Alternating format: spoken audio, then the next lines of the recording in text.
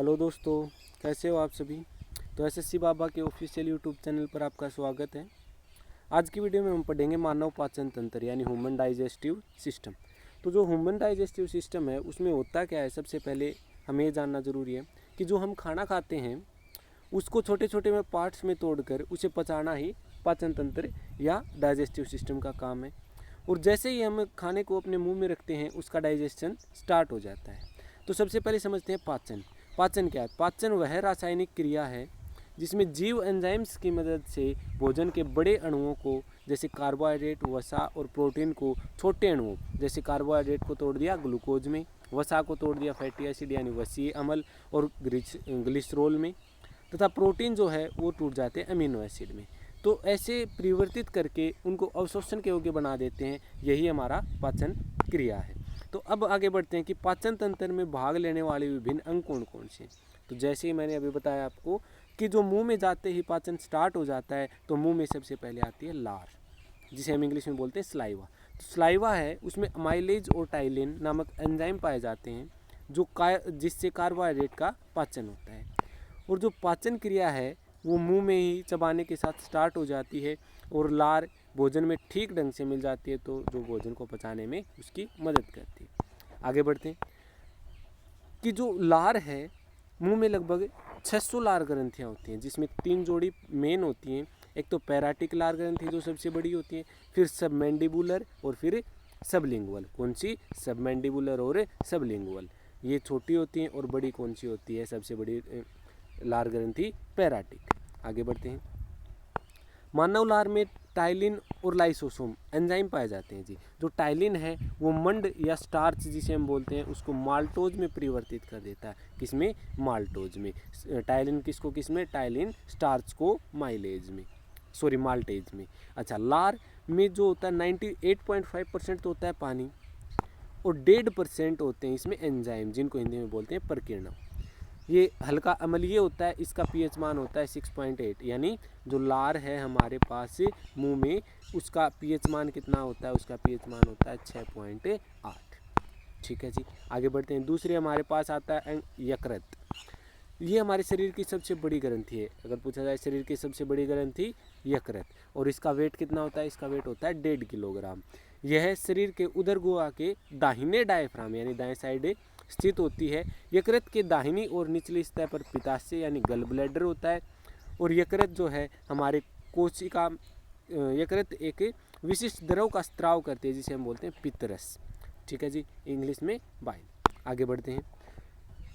जब हमारे पित्त जब शरीर में पित्त का निर्माण ज़्यादा या बिलुब्रिन, कौन सी? बिलीरुबिन, बिलीरुबिन की मात्रा ज़्यादा हो जाती है तो पीलिया या इंग्लिश में बोलते हैं जॉन्डिस रोग हो जाता है। तो जॉन्डिस रोग किसकी वजह से होता है? बिलीरुबिन। बिलीरुबिन का निर्माण ज़्यादा हो जाए तो किसका होता है? क्या हो जाता है? पीलिया हो जाता है। यकृत के कार्य क्या है? ये ग्लूकोज को ग्लाइकोजन में, यकृत के क्या कार्य? ग्लूकोज को ग्लाइकोजन में कौन चेंज करता है? यकृत। शरीर को ग्लूकोज की मात्रा को नियंत्रित करता है। जो शरीर में ग्लूकोज की मात्रा होती है उसको नियंत्रित करता है। यूरिया का निर्माण भी यकृत करता है। पित्तरस का निर्माण करता है तथा रक्तचाप को नियंत्रित करता है। रक्तचाप को नियंत्रित कौन करता है? यकृत।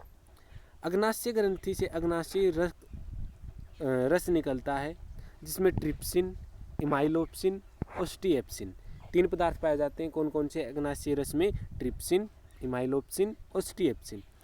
जो भोजन के जो पदार्थ हैं उनको पचाता है। आहार में लवण का मुख्य उपयोग क्या होता है? भोजन को स्वाद देना। लवण के स्वाद को पहचानने के लिए जीभ पर कितनी कलियां पाई जाती हैं? लगभग 9000 स्वाद कलियां पाई जाती हैं। यानी जो लवण है उसके स्वाद को पहचानने के लिए हमारे जो जीभ है उसके ऊपर लगभग 9000 स्वाद कलियां पाई जाती हैं। जीभ का अग्रभाग मीठा, पीछे का भाग कड़वा तथा बीच का भाग खट्टे को पहचानता है। और जो साइड के जो भाग होते हैं जीभ के, जैसे हमारे पास ये जीभ है, ये हमारे पास जीभ है, इसका जो ये आगे का भाग है ये मीठा। कौन सा? मीठा। जो पीछे का भाग है ये वाला, ये कड़वा। और जो बीच का ये वाला भाग है ये किसको पहचानता है? ये खट्टे को पहचानता है। ठीक है जी। तथा जो ये साइड के पार्श्व भाग रह गए ये भाग पहचानते हैं किसको? नमकीन। किसको? नमकीन भाग। जो नमकीन स्वाद होता है उसको पहचानते हैं पार्श्व, पीछे का कड़वा, बीच का खट्टा और आगे का मीठा। ठीक है जी, आगे बढ़ते हैं। मनुष्य के जो मुख है, ये जो जबड़ा है, उसमें 4 तरह के दांत पाए जाते हैं, कृंतक, रदनक, अगर चवर्णक और चवर्णक। कौन कौन से? कृंतक, रदनक, चवर्णक और अगर चवर्णक। आगे बढ़ते हैं। जो दांत का जो हिस्सा है वो इनामेल का बना होता है। किसका बना होता है? इनामेल का। ये क्वेश्चन 2 से 3 बार पहले पूछा जा चुका है पेपर में। क्या? किसका बना होता है? इनामेल का बना होता है। जो मानव शरीर का सबसे कठोरतम पदार्थ है, मानव शरीर का सबसे कठोरतम पदार्थ है इनामेल, जो किसका हिस्सा है? दांत का हिस्सा। आगे बढ़ते हैं। दांत को 2 हिस्सों में वर्गीकृत किया गया है, स्थायी और अस्थायी। स्थायी और अस्थायी। जो अस्थायी दांत हैं उनको बोलते हैं दूधिया दांत, जो 2 से 7 वर्ष की उम्र में 20 दांत होते हैं। फिर आते हैं जी स्थायी दांत, जिनको बोलते हैं परमानेंट टीथ, जो 18 से 28 साल की उम्र में 18 वर्ष की उम्र में 28 दांत आते हैं, तथा फिर 18 से 21 वर्ष की उम्र में जो 4 अक्कलदाढ़, जिनको हम अक्कलदाढ़ बोलते हैं, वो आते हैं, जिससे जो दांत है उनकी संख्या टोटल कितनी हो जाती है? 32। यानी 2 से 7 की उम्र में 20 दांत, फिर 18 वर्ष 7 से 18 तक 28 दांत। किसी को ये अक्कलदाढ़ है ये बाद में भी आती है, किसी को पहले जल्दी आ जाती है, तो उसको मिलाकर टोटल कितने हो जाते हैं? 32 हो जाते हैं। आगे बढ़ते हैं। जो हमारा मुख है उसका अगला भाग क्या कहलाता है? ग्रसनी कहलाता है, जहाँ पाचन तंत्र और श्वसन तंत्र एक दूसरे से मिलते हैं, यानी जिसको हम बोलते हैं श्वास नली। ठीक है जी, आगे बढ़ते हैं। भोजन नलिका, एक जो नलिका है वो हमारे मुख से आमाशय तक भोजन को लेके जाती है। इसकी लंबाई लगभग 10 इंच होती है जी। अब बात करते हैं जी अगला जो भाग है हमारा आमाशय। आमाशय क्या होता है? आमाशय एक थैलीनुमा संरचना होती है जिस पर गैस्ट्रिक ग्रंथियाँ होती हैं। गैस्ट्रिक ग्रंथियाँ कहाँ पाई जाती हैं? आमाशय में पाई जाती हैं, और ये क्या करती हैं? गैस्ट्रिक अम्ल का उत्पादन करती हैं। ठीक है जी। और जो गैस्ट्रिक अम्ल है वो क्या काम आता है? उसका काम है जी प्रोटीन को पेप्टोन में चेंज करना। क्या काम है? प्रोटीन को पेप्टोन में। प्रोटीन को पेप्टोन में जो चेंजमेंट है कहाँ होता है? आमाशय में होता है। किसकी मदद से होता है? गैस्ट्रिक अम्ल की मदद से होता है। आगे बढ़ते हैं। आमाशय की प्रकृति कैसी हुई? फिर अम्ल में चेंज करेगा तो कैसी? अम्लीय। आमाशय से निकलने वाले जठर रस में पेप्सिन पाया जाता और रेनिन पाया जाता है। कौन कौन पाए जाते हैं? जठर रस में पेप्सिन और रेनिन पाया जाता है, जो किससे निकलता है? आमाशय से निकलता है। आमाशय में भोजन लगभग 4 घंटे रहता है, और पेप्सिन प्रोटीन को खंडित करके उसे पेप्टोन्स में बदल देता है। पेप्सिन किस में बदलता है? प्रोटीन्स को पेप्टोन्स में बदल देता है। रेनिन दूध की जो प्रोटीन है उसको कैसिनोजेन में बदल देता है। जो हमारा रेनिन है, दूध में जो प्रोटीन है कैसिनोजेन, उसको किस में बदल देता है? कैल्शियम पैराकेसिनेट में। किस में? देखो 2 हमारे पास हो गए। एक तो हो गया पेप्सिन। पेप्सिन किस में बदलता है? पेप्टोन में बदलता है। दूसरा जो दूध का जो एंजाइम है कैसिनोजेन, उसको कौन चेंज करता है? उसको चेंज करता है रेनिन। किस में? कैल्शियम पैराकेसिनेट में। आगे बढ़ते हैं। जो हमारा आमाशय है, फिर गैस्ट्रिक ग्रंथि द्वारा गैस्ट्रिक जूस निकाला जाता है। आमाशय में गैस्ट्रिक ग्रंथि किसका उत्सर्जन करती है? गैस्ट्रिक जूस का उत्सर्जन करती है, जिसमें हाइड्रोक्लोरिक एसिड यानी HCl, रेनिन और पेप्सिन पाया जाता है। प्रोटीन का पाचन कहाँ होता है? आमाशय में। प्रोटीन का पाचन कहाँ होता है? आमाशय में। प्रोटीन कौन कौन से? पेप्सिन और जो हमारा ये रेनिन है, ये चेंज करते हैं प्रोटीन को। किस में? पेप्सिन करता है पेप्टोन्स में, और रेनिन करता है कैल्शियम पैराकेसिनेट। कैल्शियम पैराकेसिनेट किससे बनता है? ये बनता है हमारा जो दूध का कैसिनोजेन प्रोटीन होता है उससे। आगे बढ़ते हैं। फिर आता है जी पकास्य। इसकी आकृति होती है सी के आकार की, और आमाशय के बाद जो आधा पचा हुआ भोजन है जो बच गया वो जाता है किसमें? पकास्य में, जो वास्तव में क्या होता है? छोटी आंत का ऊपरी हिस्सा होता है। ठीक है। इसके दीवारों पर भी ग्रंथियाँ पाई जाती हैं, और जो एंजाइम है इसके निकले हुए, वो जो अपरिवर्तित स्टार्च है उसको शक्कर में और प्रोटीन को पेप्टोन में बदल देते हैं। ठीक है। पकास्य की प्रकृति इसकी ग्रंथियों वाले निकलने वाले रसों के अनुसार सारीय होती है। यानी जो हमारा ये छोटी आंत है, इसका जो ऊपरी हिस्सा पकास्य है, इसकी कैसी प्रकृति होती है? सारीय होती है। तो इसमें सर्वप्रथम इसमें यकृत से निकलने वाला पित्तरस यानी बाइल डक्ट आकर मिलता है। जो पित्तरस सारीय होता है और भोजन को अम्लीय से क्षारीय बना देता है। यहाँ अग्नाशय से अग्नाशय रस आकर भी भोजन में मिलता है। इसमें 3 तरह के एंजाइम होते हैं जी। कौन कौन सी?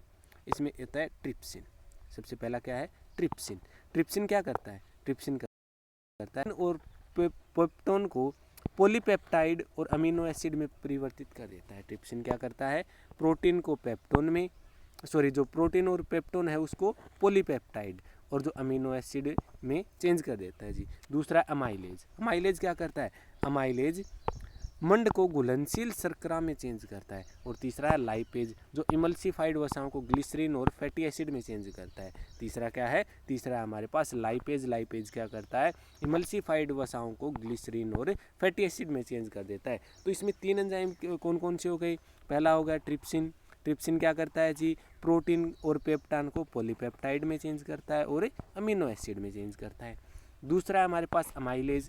अमाइलेज जो मंड है, जो शर्करा है, स्टार्च है, उसको घुलनशील शर्करा में चेंज कर देता है। तीसरा लाइपेज। लाइपेज इमल्सिफाइड जो हमारे पास वसा होती हैं उनको ग्लिसरीन और फैटी एसिड में चेंज करता है। अब बढ़ते हैं अगले हमारे पे, जो छोटी आंत है। अब तक क्या पढ़े? जो छोटी आंत का ऊपरी भाग है जिसे हम बोलते हैं पकाशय। अब भोजन कहाँ पहुँच गया? छोटी आंत में पहुँच गया। तो छोटी आंत में आने के बाद छोटी आंत की लंबाई जो है लगभग कितनी होती है? 22 फीट। इसे इलियम भी कहा जाता है। छोटी आंत को क्या कहा जाता है? इलियम भी कहा जाता है। अब छोटी आंत में कौन कौन से एंजाइम श्रवण होते हैं वो देखो। जो छोटी आंत में होते हैं उनसे आंतरीय रस निकलता है जी। छोटी आंत से आंतरीय रस निकलता है, जो जिसमें पहला एंजाइम होता है इरेप्सिन। कौन सा? इरेप्सिन। इरेप्सिन क्या करता है? यह जो बचे हुए प्रोटीन और पेप्टोन है ना, उनको अमीनो एसिड में चेंज कर देता है। यानी जो हमारे पास पकाशय में भी बच के आ गया जो बिना प्रोटीन, वो हमारे पास किस में चेंज हो जाता है? पेप्टोन और प्रोटीन अमीनो एसिड में चेंज हो जाता है। किससे? इरेप्सिन से। आगे बढ़ते हैं। जो माल्टोज है वो माल्टोज को, जो माल्टेज है हमारे पास एंजाइम है, कौन सा है? ध्यान रखना, माल्टेज है, माल्टोज नहीं है। माल्टोज को ग्लूकोज में चेंज करता है। सुक्रोज को ग्लूकोज और फ्रक्टोज में। फ्रक्टोज किस में पाया जाता है एंजाइम? फलों में पाया जाता है जी। ठीक है जी। अच्छा जी। जो सुक्रेस है वो किस में? सुक्रोज को ग्लूकोज में और फ्रक्टोज में। जो लैक्टेज एंजाइम है वो लैक्टोज को ग्लूकोज और ग्लैक्टोज में। सुक्रेज ग्लूकोज और फ्रक्टोज में, लैक्टेज लैक्टोज को ग्लूकोज और ग्लैक्टोज में। फिर आता है लाइपेज। लाइपेज क्या करता है जी? ये इमल्सिफाइड वसाओं को ग्लिसरीन और फैटी एसिड में, किसमें? ग्लिसरीन और फैटी एसिड में चेंज करता है जी। आगे बढ़ते हैं। एक स्वस्थ मनुष्य में प्रतिदिन लगभग 2 लीटर आंतरीय रस स्रावित होता है जी। ठीक है। जो हमारे पास आंतरीय रस है वो लगभग 2 लीटर स्रावित होता है। किसमें? एक स्वस्थ मनुष्य में। आगे बढ़ते हैं। जो आंत है छोटी आंत, उसके 3 भाग होते हैं। छोटी आंत के नियम लिखे थे 3 भाग होते हैं। एक तो अग्र भाग, फिर मध्यांत, एक तो अग्र भाग जिसे हम बोलते हैं डुओडेनम, फिर आती है जी मध्यांत यानी जजनम। इसमें जो एंजाइम नहीं निकलते हैं, किसी प्रकार का पाचन नहीं होता। छोटी आंत का सिर्फ यही हिस्सा है जिसमें पाचन नहीं होता, क्योंकि इसमें एंजाइम नहीं होते, इसे बोलते हैं मध्यांत।